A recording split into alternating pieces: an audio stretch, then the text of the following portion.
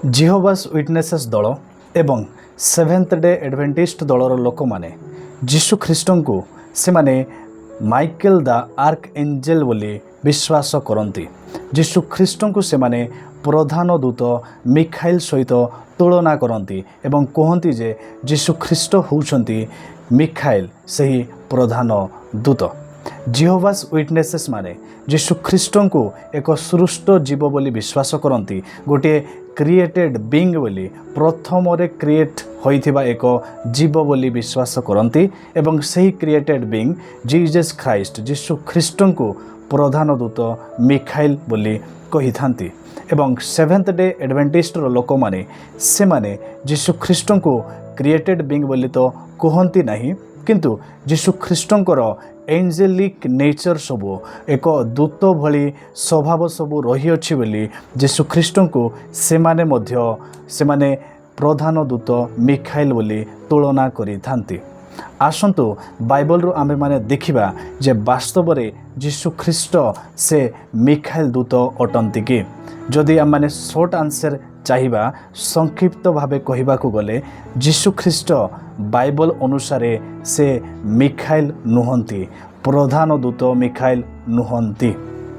एही जिहोवास विटनेसेस दलर लोक माने बाइबल रो केतोटी पद गुडी को नहीं, जेपरिक प्रथम थेसलोनिकियो 4 पर्वर 16 पद, जिहुदांक पत्र 9 पद, पुणे प्रकाशित वाक्य 12 7 पद, ए प्रकार पद गुडी को नहीं।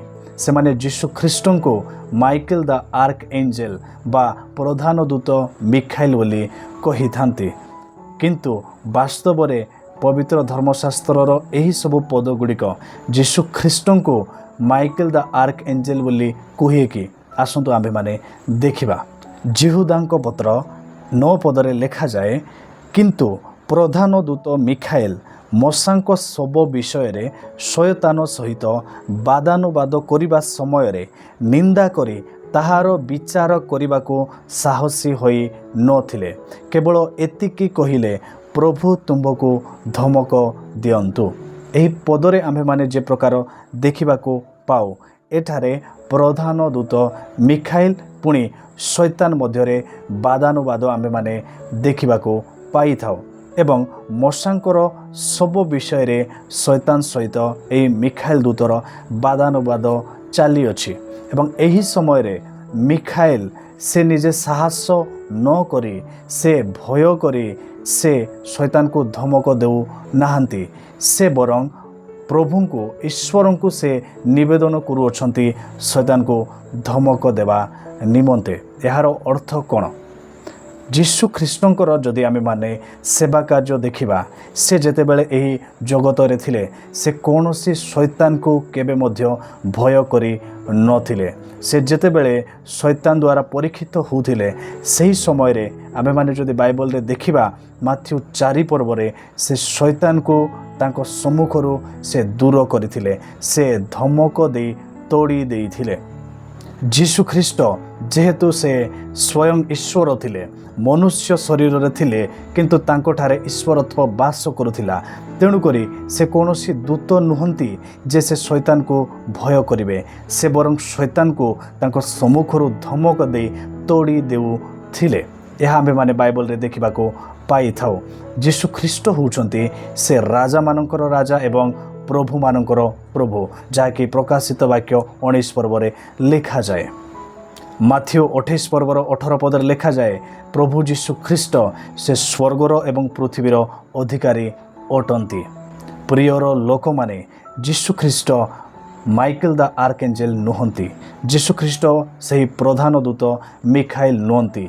मिखाइल अन्य एवं जीशु ख्रीष्ट अन्य। एही दलर लोक मानकर आउ एक पद होछि प्रथम थेसलोनिकियो 4 पर्वर 16 पद। सेठारे एपरि लेखा जाए, कारण प्रभु आपे आदेश दे प्रधान दूतंक स्वर और ईश्वरंक तुरीवाद्य सहित स्वर्गरु अवतरण करिवे। सेथिरे जो माने ख्रीष्टंक ठारे थाई मरी अछंती से माने प्रथम रे उठिबे। एही पद अनुसारे एठारे जो लेखा जाई अछि, प्रभु आपे आदेश दे प्रधान दूतंक स्वर अर्थात जो प्रधान दूतों स्वर लिखा जाइए यहाँ से माने तुलना करी कहती जे जीशु ख्रीष्ट होउछंती प्रधान दूत एवं प्रधान दूतों स्वरर अर्थ होची जीशु ख्रीष्टर स्वर। एठारे अवश्य से मिखाइल नाम लिखा जाई नहीं, एठारे केवल प्रधान दूत बोली लिखा जाई अछि। से मानकर तुलना अनुसार यह होची प्रधान दूत अर्थात जीशु ख्रीष्ट होउछंती से मिखाइल प्रधान दूत। एठारे दुईटी विषय आमे माने ध्यान करि परिबा। एठारे जेपरि लिखा जाए प्रथमतः प्रभु जीशु ख्रीष्ट से प्रधान दूतों स्वर सहित से आगमन करिवे, अर्थात प्रभु जीशु ख्रीष्ट एवं प्रधान दूत एमाने दुहे भिन्न भिन्न अटंती। प्रभु जीशु ख्रीष्ट भिन्न एवं प्रधान दूत भिन्न एवं प्रभु जीशु ख्रीष्टंकर द्वितीय आगमन समय से प्रधान दूतंकर स्वर सहित आसिबे। यार अर्थ प्रधान दूत एवं जीशु ख्रीष्ट एक नुहंती, से माने भिन्न अटंती। द्वितीय विषय जदि आमे माने एठारे लक्ष्य करिबा ताहेले एठारे देखंतु प्रधान दूतंक स्वर और ईश्वरंक तुरी वाद्य सहित बोली लिखा जाए। यार अर्थ कौन? जीशु ख्रीष्ट ईश्वरंक तुरी वाद्य अटंती कि? जदि से माने कहती जे प्रधान दूतंक स्वरर अर्थ प्रभु जीशु ख्रीष्टंकर स्वर, ताहेले एठारे ईश्वरंक तुरी वाद्य मध्य जीशु ख्रीष्ट अटंती कि? नहीं। से माने कौन करती? यार प्रथम अंश को ही से माने धरती एवं द्वितीय अंश को से माने छाड़ी दियंती। यार अर्थ होची से माने भूल उपस्थापना करती। सेमानंकर जो चिंता धारणा रही अछि जीशु ख्रीष्टन को मिखाइल बोली कहवा निमंते, से विषय को से माने सैटिस्फाई करबा निमंते एही वाक्यर प्रथम अंश को से माने बुझाती एवं द्वितीय अंश को छाड़ी दियंती। That means they are in error of teaching. ए माने एही पद को भूल व्याख्या करूछंती। मोर प्रिय माने वास्तव में जीशु ख्रीष्ट होउछंती परमेश्वरंकर एकमात्र अद्वितीय पुत्र एवं से एही जगत को आसीथिले मानव जाति को सेमानंकर पापरु परित्राण देवा निमंते। से जगत को आसिले एवं पापी मानक निमंते मृत्युवरण कले एवं पुनरुत्थित होई से पुनर्बार स्वर्ग को गले। से होउछंती आम मानकर प्रभु जीशु ख्रीष्ट एवं द्वितीयतः सेही मिखाइल प्रधान दूत मिखाइल से दूत मानक मध्यरे एक प्रधान दूत अटंती। बाइबल रे जेपरि लेखा जाए ताहांकोठारे स्वतंत्र अधिकार बोधे थिला, ताहांकोठारे स्वतंत्र शक्ति मध्य रही अछि, किंतु से परमेश्वरंकर अधीन होई कार्य करूछंती, जहाँकि जिहुदांक पत्र 9 पदरे आम्भे माने देखि गलु।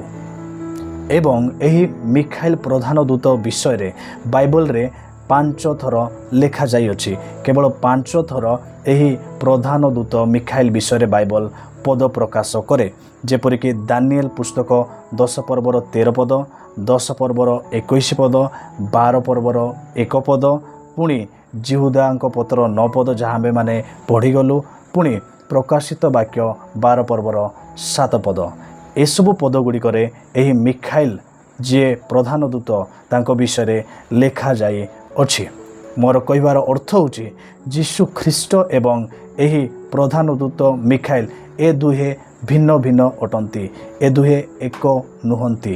अर्थात एही जिहोवास विटनेसेस मानकर जो से मानकर चिंताधारा रही अछि, विश्वास रही अछि जे जीशु ख्रीष्ट ही मिखाइल अटंती बोली, ताहा संपूर्ण मिथ्या शिक्षा अटे। से माने बाइबल को भूल प्रचार करूछंती। आहुरी मध्य प्रकाशित वाक्य 12 पर्वर 7 पद हो किंबा दानिएल पुस्तक 10 पर्वर 13 पद 21 पद पुणी 12 पर्वर 1 पद, यही पद गुड़िक अनुसार मिखाइल दूत को सेठारे लेखा जाए जे मिखाइल दूत होउछंती प्रधान अधिपति गुड़िक प्रधान अधिपति मानक मध्यरु जणे। अर्थात अनेक प्रधान अधिपति गुड़िक रही अछंती, सेमानक मध्यरु जणे होउछंती के मिखाइल। यार अर्थ कौन? से जीशु ख्रीष्ट नुहंती, से दूत अटंती। ତାହାଙ୍କର ଅଧିକାର ରହିଅଛି, ତାହାଙ୍କର ଶକ୍ତି ରହିଅଛି, ସେ ଉଚ୍ଚ ପଦବୀରେ ରହିଅଛନ୍ତି। କିନ୍ତୁ ଏହି ପଦକୁ ନେଇ ମଧ୍ୟ ସେମାନେ ତୁଳନା କରିଥାନ୍ତି ଯୀଶୁ ଖ୍ରୀଷ୍ଟଙ୍କ ସହିତ। ଆମେମାନେ ଯଦି ଧ୍ୟାନର ସହିତ ଚିନ୍ତା କରିବା, ଦାନିଏଲ ପୁସ୍ତକରେ ମଧ୍ୟ ଯୀଶୁ ଖ୍ରୀଷ୍ଟଙ୍କୁ ମିଖାଏଲ ଦୂତ ସହିତ ତୁଳନା କରିବାର କୌଣସି ପ୍ରାଞ୍ଜଳ ପଦ ଆମେମାନେ ଦେଖିବାକୁ ପାଇ ନଥାଉ। ଏହାର ଅର୍ଥ କ'ଣ? ଯୀଶୁ ଖ୍ରୀଷ୍ଟ ମିଖାଏଲ ଦୂତ ନୁହନ୍ତି। ମାଇକେଲ ଦ ଆର୍କଏଞ୍ଜେଲ ଏବଂ ଜିଜସ୍ ଖ୍ରାଇଷ୍ଟ ଏମାନେ ଡିଫରେଣ୍ଟ ଅଟନ୍ତି। ଆମ୍ଭେମାନେ ଯଦି ଏଭ୍ରି 1 ପର୍ବ ଦେଖିବା, ସେଠାରେ ଯୀଶୁ ଖ୍ରୀଷ୍ଟଙ୍କର ବାସ୍ତବିକ ପରିଚୟ ଆମେମାନେ ଦେଖିବାକୁ ପାଇଥାଉ, ଯାହାକି ଏହି ମିଖାଏଲ ଦୂତ ଏବଂ ଯୀଶୁ ଖ୍ରୀଷ୍ଟଙ୍କର ଯେଉଁ ତୁଳନା ଏମାନେ କରୁଅଛନ୍ତି, ତ ସେହି ଶିକ୍ଷାକୁ ଖଣ୍ଡନ କରିବା ନିମନ୍ତେ ଏକ କ୍ଲିଅର ପ୍ୟାସେଜ ଅଟେ। ଯେପରିକି ଏଭ୍ରି 1 ପର୍ବର 1ରୁ 2 ପଦରେ ଆମେମାନେ ଯଦି ଦେଖିବା, ସେଠାରେ ଲେଖାଯାଏ ଯୀଶୁ ଖ୍ରୀଷ୍ଟ ହେଉଛନ୍ତି ପରମେଶ୍ୱରଙ୍କର ଏକମାତ୍ର ପ୍ରକାଶନ। ତାପରେ ଲେଖାଯାଏ ଯେ ଯୀଶୁ ଖ୍ରୀଷ୍ଟ ସମଗ୍ର ବିଶ୍ୱର ସୃଷ୍ଟିକର୍ତ୍ତା, ପୃଥିବୀରେ ହେଉ କିମ୍ବା ସ୍ୱର୍ଗରେ ହେଉ।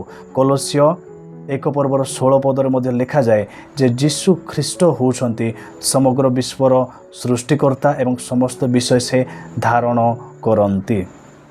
ସେହି ଏଭ୍ରି 1 ପର୍ବର 4 ପଦରେ ଲେଖାଯାଏ ଯେ ଯୀଶୁ ଖ୍ରୀଷ୍ଟ ଦୂତମାନଙ୍କ ଠାରୁ ଅତ୍ୟଧିକ ଉତ୍କୃଷ୍ଟ ନାମର ଅଧିକାରୀ ହୋଇଅଛନ୍ତି ଏବଂ ଯୀଶୁ ଖ୍ରୀଷ୍ଟ ଦୂତମାନଙ୍କ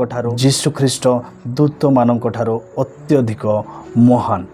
ଈଶ୍ୱରଙ୍କ ସମସ୍ତ ଦୂତ ଇନକ୍ଲୁଡ଼ିଂ ଏହି ପ୍ରଧାନ ଦୂତ ମିଖାଏଲ ଗୋଟିଏ ଦିନ ଯୀଶୁ ଖ୍ରୀଷ୍ଟଙ୍କର କ'ଣ ଉପାସନା କରିବେ। ସେଠାରେ ଲେଖାଯାଏ ଏ ସମସ୍ତ ଦୂତ ଯୀଶୁ ଖ୍ରୀଷ୍ଟଙ୍କୁ ପ୍ରଣାମ କରନ୍ତୁ ବୋଲି, ଯୀଶୁ ଖ୍ରୀଷ୍ଟଙ୍କର ଆରାଧନା କରନ୍ତୁ।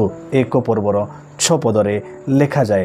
ଏବଂ ସେହି ଏଭ୍ରି 1 ପର୍ବରେ ଲେଖାଯାଏ ଯେ ପୁତ୍ର ଯୀଶୁ ଖ୍ରୀଷ୍ଟଙ୍କ ବିଷୟରେ ପରମେଶ୍ୱର କହନ୍ତି, ହେ ଈଶ୍ୱର, ତୁମ୍ଭର ସିଂହାସନ ଅନନ୍ତ କାଳ ସ୍ଥାୟୀ, ପୁଣି ନ୍ୟାୟର ଦଣ୍ଡ ତୁମ୍ଭର ରାଜଦଣ୍ଡ ଅଟେ। ଏହା କାହା ବିଷୟରେ ଲେଖାଯାଏ? ଯୀଶୁ ଖ୍ରୀଷ୍ଟଙ୍କ ବିଷୟରେ।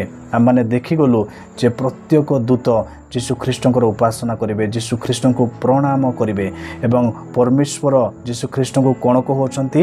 ହେ ଈଶ୍ୱର, ତୁମର ସିଂହାସନ ଅନନ୍ତ କାଳ ସ୍ଥାୟୀ।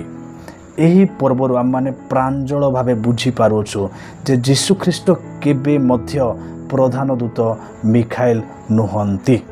ଅତଏବ ଏଭ୍ରି 1 ପର୍ବ ଅନୁସାରେ ଯୀଶୁ ଖ୍ରୀଷ୍ଟ କୌଣସି କ୍ରିଏଟେଡ଼ ବିଙ୍ଗ ମଧ୍ୟ ନୁହନ୍ତି, ଏକ ସୃଷ୍ଟ ଜୀବ ନୁହନ୍ତି। ସେ ଦ କ୍ରିଏଟର ଅଟନ୍ତି, ସେ ସୃଷ୍ଟିକର୍ତ୍ତା ଅଟନ୍ତି। ସେ କୌଣସି ମାଇକେଲ ଦ ଆର୍କଏଞ୍ଜେଲ ବା ପ୍ରଧାନ ଦୂତ ମିଖାଏଲ ନୁହନ୍ତି। ସେ ଯୀଶୁ ଖ୍ରୀଷ୍ଟ ଅଟନ୍ତି, ଈଶ୍ୱରଙ୍କ ଏକମାତ୍ର ଅଦ୍ୱିତୀୟ ପୁତ୍ର ଅଟନ୍ତି, ଯିଏକି ଆପଣଙ୍କୁ ଏବଂ ମୋତେ ପାପରୁ ଉଦ୍ଧାର କରିବା ନିମନ୍ତେ ଏହି ଜଗତକୁ ମାନବ ରୂପରେ ଆସିଥିଲେ ଏବଂ ମାନବ ରୂପରେ ଥିବା ସମୟରେ ମଧ୍ୟ ତାଙ୍କ ମଧ୍ୟରେ ଈଶ୍ୱରତ୍ୱ ଥିଲା। ସେ ଆମମାନଙ୍କ ପାପ ନିମନ୍ତେ ଦୁଃଖ ଭୋଗ କଲେ, ମୃତ୍ୟୁ ଭୋଗ କଲେ ଏବଂ ପୁନରୁତ୍ଥିତ ହୋଇ ଉଠିଅଛନ୍ତି ଏବଂ ସେହି ଯୀଶୁ ଖ୍ରୀଷ୍ଟଙ୍କୁ ଆମେ ପ୍ରଭୁ ବୋଲି ବିଶ୍ୱାସ କରୁଅଛୁ। ସେହି ଯୀଶୁଖ୍ରୀଷ୍ଟ ସମଗ୍ର ବିଶ୍ୱର ସୃଷ୍ଟିକର୍ତ୍ତା, ସେହି ଯୀଶୁଖ୍ରୀଷ୍ଟ ଏହି ବିଶ୍ୱରେ ରହିଥିବା ପ୍ରତ୍ୟେକ ବିଷୟର ସୃଷ୍ଟିକର୍ତ୍ତା ଅଟନ୍ତି। ଅତଏବ ଯୀଶୁଖ୍ରୀଷ୍ଟ ଏବଂ ମିଖାଏଲ ଏ ଦୁହେଁ ଭିନ୍ନ ଭିନ୍ନ ଅଟନ୍ତି। ଯୀଶୁଖ୍ରୀଷ୍ଟ ହେଉଛନ୍ତି ଆମ୍ଭମାନଙ୍କର ପ୍ରଭୁ ଏବଂ ମିଖାଏଲ ହେଉଛନ୍ତି ପ୍ରଧାନ ଦୂତ। ଏ ଦୁହେଁ ଏକ ନୁହନ୍ତି। ଜିହୋଭାସ୍ ୱିଟନେସେସ୍ ଦଳ ଦ୍ୱାରା ଦିଆଯାଉଥିବା ଏହା ଏକ ଭଣ୍ଡ ଶିକ୍ଷା ଅଟେ।